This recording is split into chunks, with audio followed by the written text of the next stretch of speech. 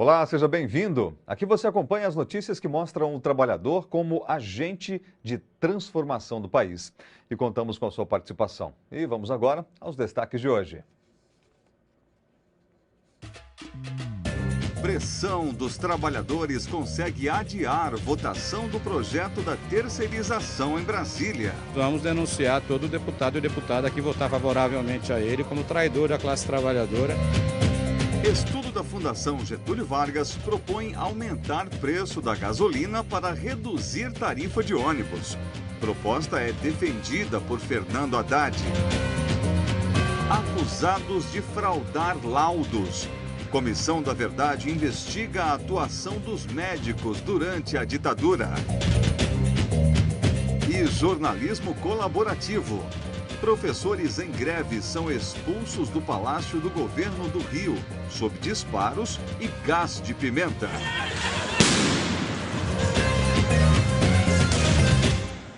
Dia de mobilização em Brasília. Trabalhadores conseguem adiar a votação do projeto de lei 4330, que amplia a terceirização. A proposta é de autoria do deputado Sandro Mabel, do PMDB de Goiás, e, além de regularizar a terceirização, pode enfraquecer a organização sindical.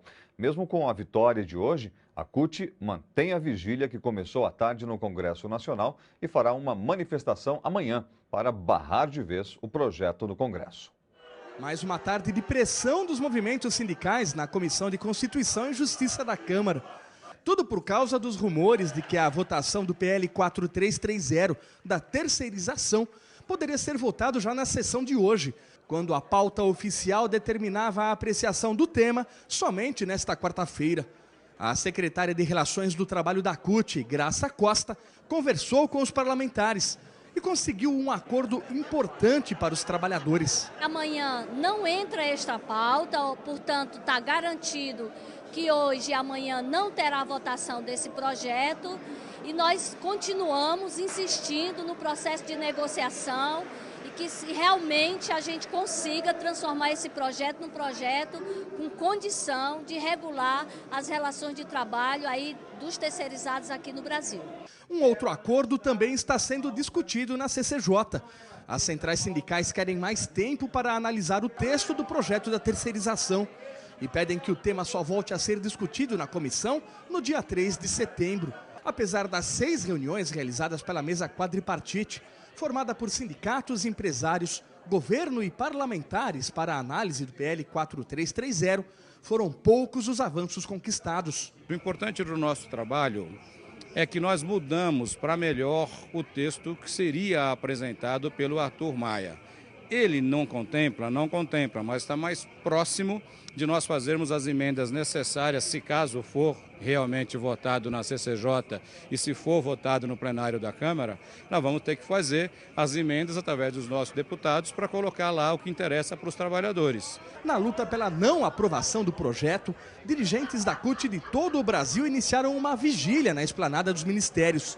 Eles vão passar a noite no local. Para amanhã, está programada uma grande manifestação contra o PL 4330. Nós vamos denunciar todo deputado e deputada que votar favoravelmente a ele como traidor da classe trabalhadora e vamos recomendar o não voto dos trabalhadores nesses deputados e deputadas. Não adianta só ficar olhando para quem financia a campanha. Olha para quem vai fazer a votação, né? Para quem vai votar, o eleitorado. O eleitorado são os trabalhadores. No Brasil, mais de 12 milhões de trabalhadores são terceirizados.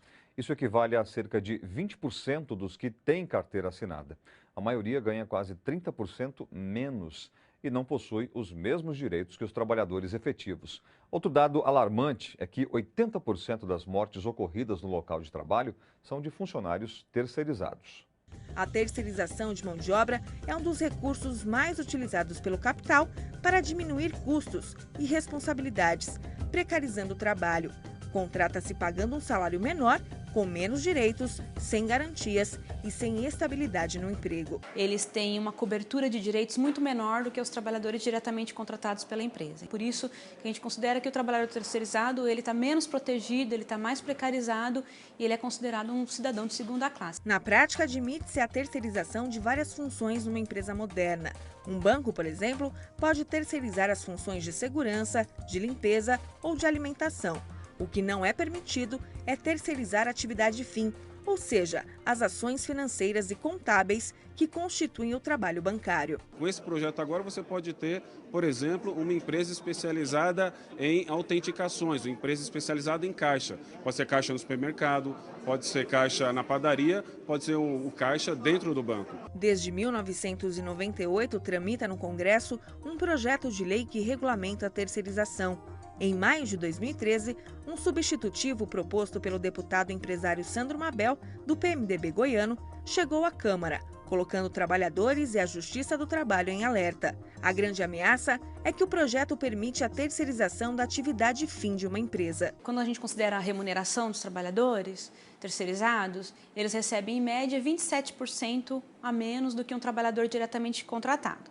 E isso só considerando o mercado formal de trabalho. Se fôssemos considerar o mercado informal, essa diferença seria ainda maior. O tempo de casa de um trabalhador terceirizado, é de 2,6 anos, enquanto um trabalhador diretamente contratado fica 5, quase 6 anos contratado por essa empresa. A CUT e as demais centrais sindicais têm se mobilizado contra o projeto. Procuradores e juízes do trabalho em todo o país também são contra.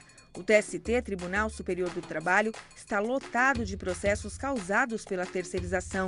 A grande maioria é sobre a falta de pagamento de direitos trabalhistas e empresas que fecham sem quitar os débitos com os trabalhadores. Em vários ramos de atividade, a terceirização é vista como prejudicial para os trabalhadores e só favorece os patrões. Por exemplo, no ramo petroleiro, temos desde 95 até hoje mais de 320 mortes. Dessas 320 mortes, 80% se dá com os trabalhadores terceirizados, que são os trabalhadores que têm piores condições de trabalho, têm excesso de jornada, têm piores salários. Quer dizer, tudo isso leva a colocar em risco a própria vida do trabalhador. Numa pesquisa do DIEESE, que foi feita no setor elétrico, onde a terceirização é de quase 60%, dos trabalhadores mortos em 3 anos, 80% eram terceirizados. Tem algumas coisas que são totalmente de responsabilidade do Estado e são inegociáveis para nós. A vida é uma delas. Portanto, terceirização na saúde, não. E para falar mais sobre a mobilização dos trabalhadores contra o projeto de terceirização, está aqui com a gente o Luiz César de Freitas, o alemão, presidente da Federação dos Bancários de São Paulo, da CUT. Boa noite, Luiz. Você prefere que eu te chame de alemão ou de Luiz? Pode chamar de alemão. Alemão. Bem-vindo e obrigado por ter aceitado o nosso convite, viu? Boa noite, Eli. Boa noite a todos que nos assistem. É um prazer estar aqui.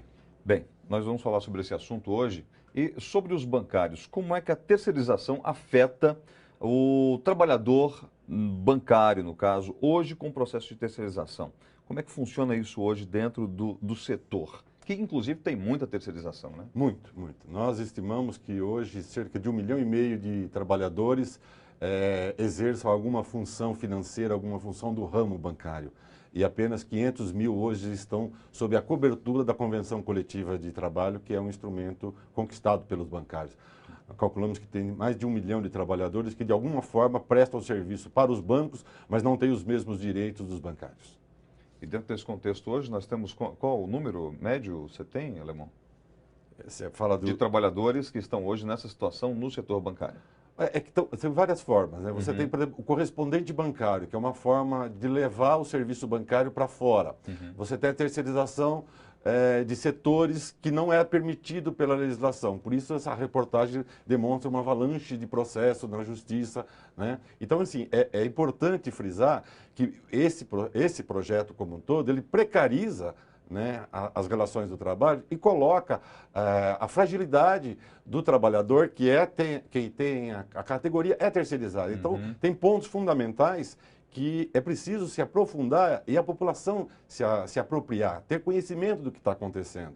Porque um dos principais pontos que a gente pode observar, inclusive nas matérias que a gente acabou de ver, é que o terceirizado recebe muito menos 27% do que um profissional contratado. Como é que funciona isso dentro do setor bancário?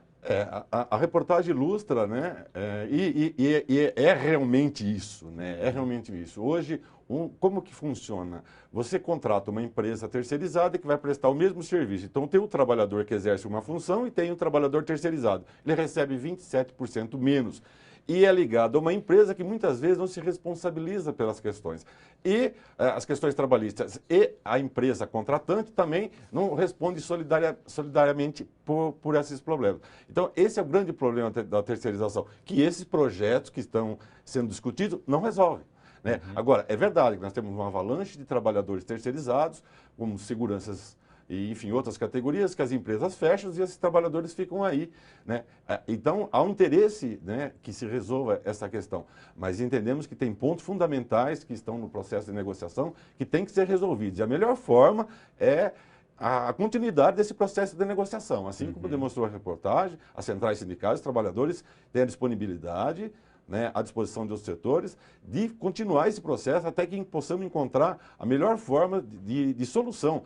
Que não seja para o trabalhador, mas que seja para o Brasil de verdade, né? Que a gente possa ter uma regulação do sistema em que o Brasil ganhe. Acho que esse é o objetivo principal e deveria ser do governo, dos trabalhadores, dos empresários, né? E do Congresso Nacional. Então, esse é o pensamento nosso como representantes dos bancários e trabalhadores, que a gente avance nesse objetivo. Sim. E como é que hoje a federação está trabalhando junto aos trabalhadores para evitar essa ampliação da terceirização?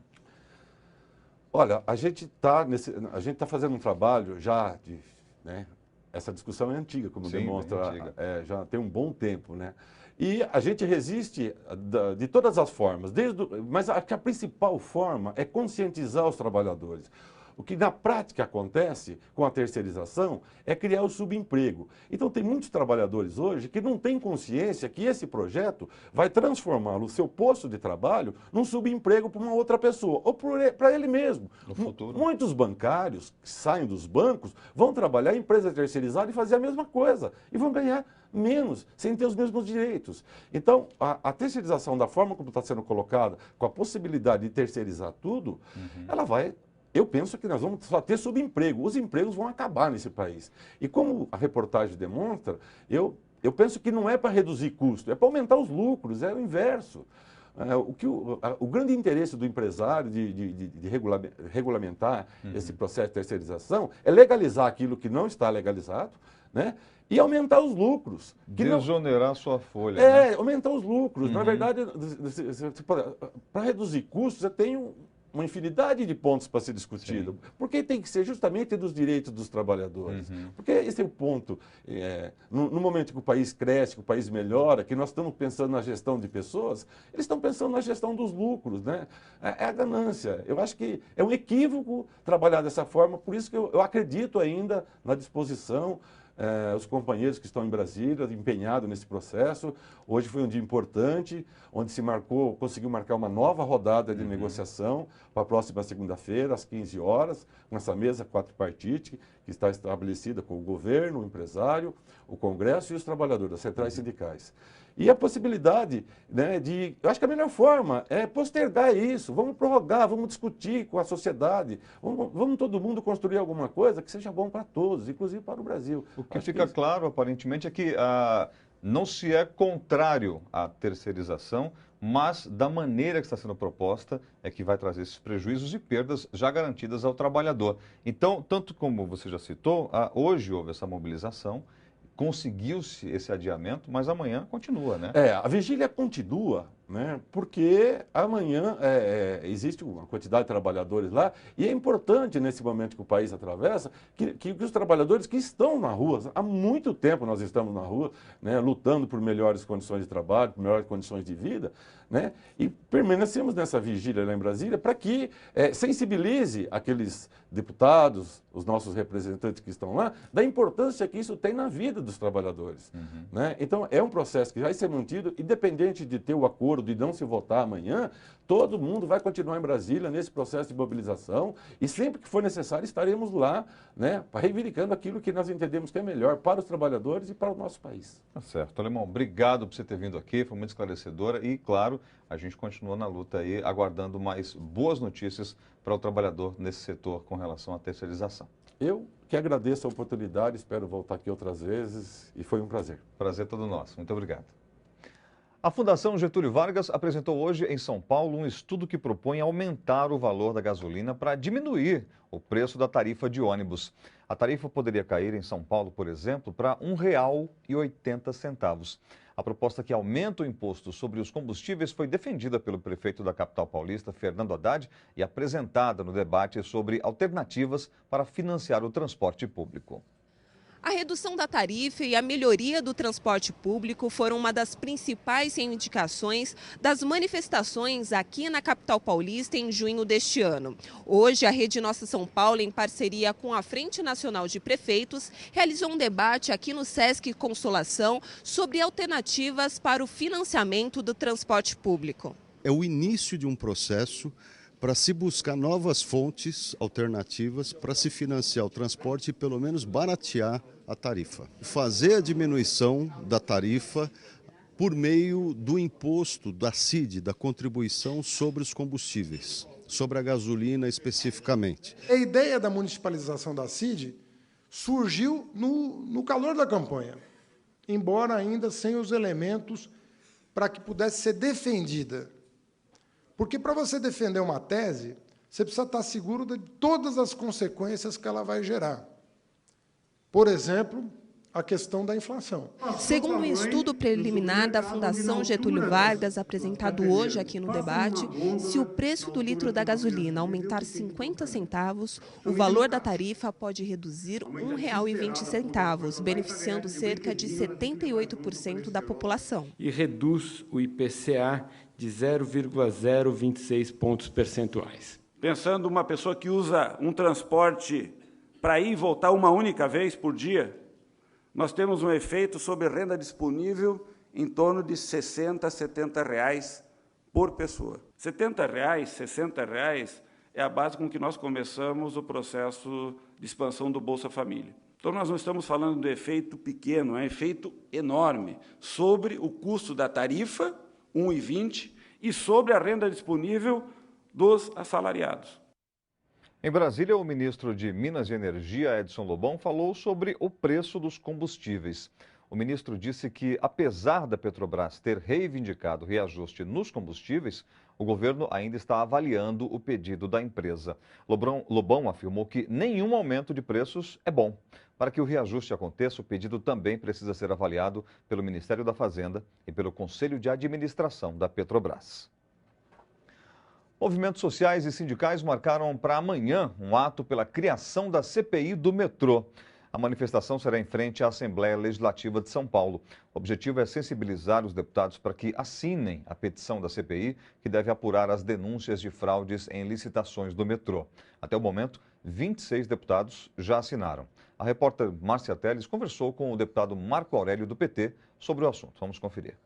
A bancada do PT já tem acompanhado isso até antes do mandato nosso, porque eu sou deputado junto com o Luiz Cláudio Marcolino, porque lá atrás o PT já tinha feito representações ao Ministério Público.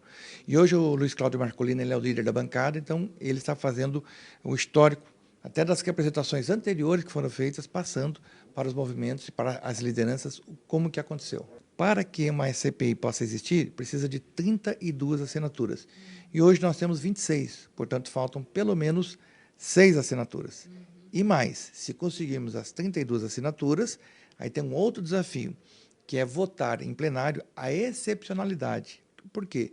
Porque nós temos só 5 CPIs instaladas e o regimento não permite instalar a sexta. Então, teria que ter uma excepcionalidade. A gente quer deixar claro para as bancadas aqui da Assembleia, independente de ser situação ou oposição, que a CPI não é contra A ou contra B.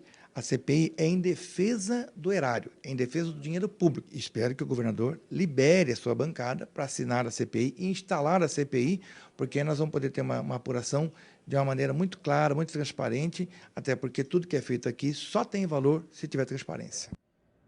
É que todos nós esperamos, a transparência nesse assunto. Daqui a pouco, a gente mostra que a Comissão da Verdade vai investigar médicos suspeitos de fraudar laudos de vítimas da ditadura. É já já.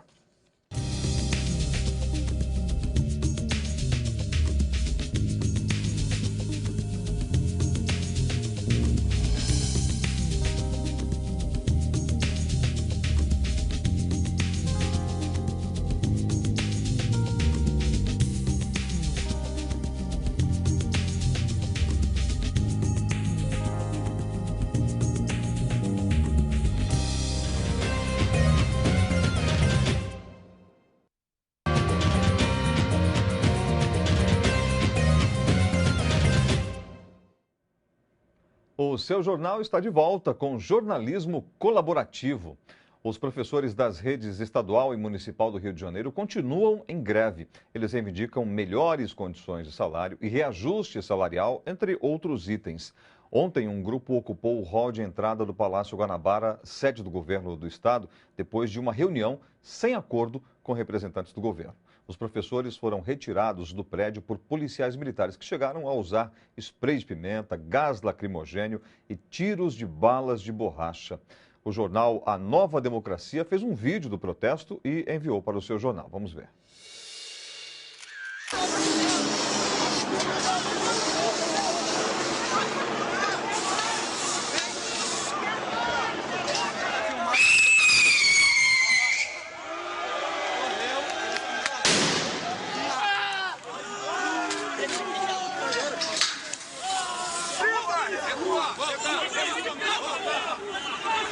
Cabral é um bandido, Beltrame é um assassino.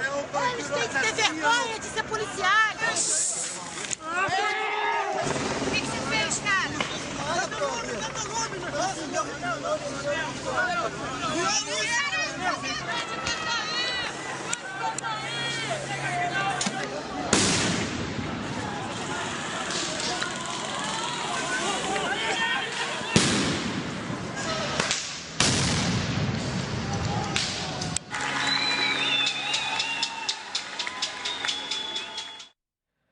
Pois é, são cenas lamentáveis, né?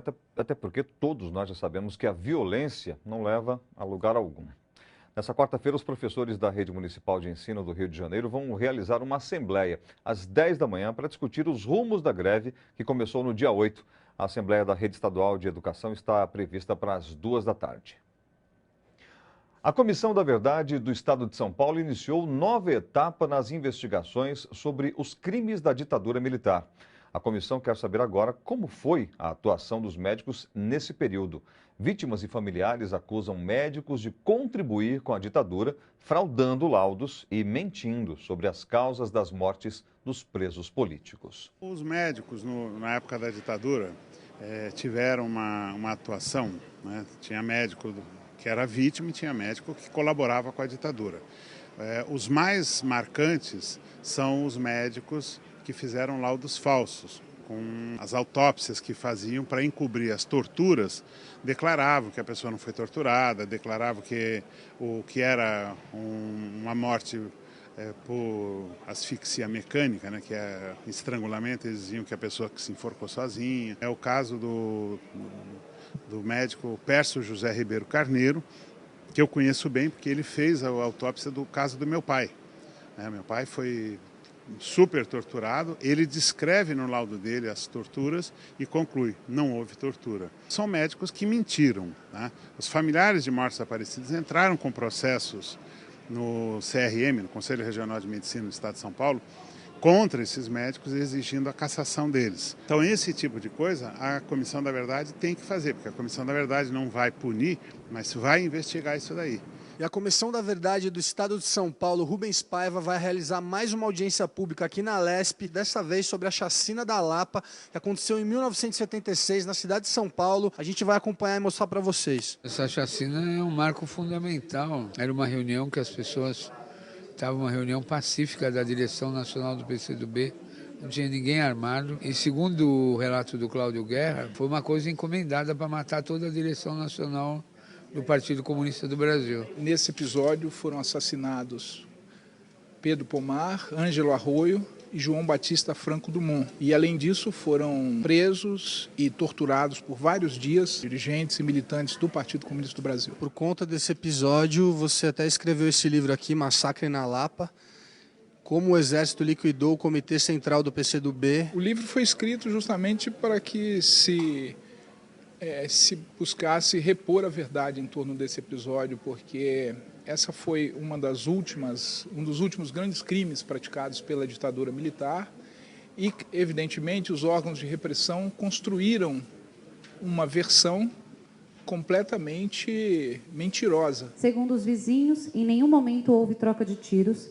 mas sim uma fuzilaria que partia apenas ao lado de fora, onde estavam os agentes da repressão política. O papel das comissões da verdade é muito importante nesse sentido. É preciso que a sociedade brasileira reconheça que ocorreram esses crimes, é preciso que os torturadores e os que praticaram crimes, que foram agentes do terrorismo de Estado, sejam punidos, né, para que nós efetivamente possamos ter uma democracia no nosso país. Uma notícia. Aeroportuários rejeitam proposta e prometem ampliar greve para setores administrativo, de tráfego aéreo e de segurança. A proposta da Infraero prevê reposição da inflação de 6,49% e 2,5% de aumento real pagos até setembro de 2014, além de duração do acordo coletivo até 2015. Segundo os trabalhadores, o percentual de reajuste está muito abaixo para ser renovado somente daqui a 2 anos. A greve foi iniciada há 12 dias. O seu jornal termina aqui. Tchau.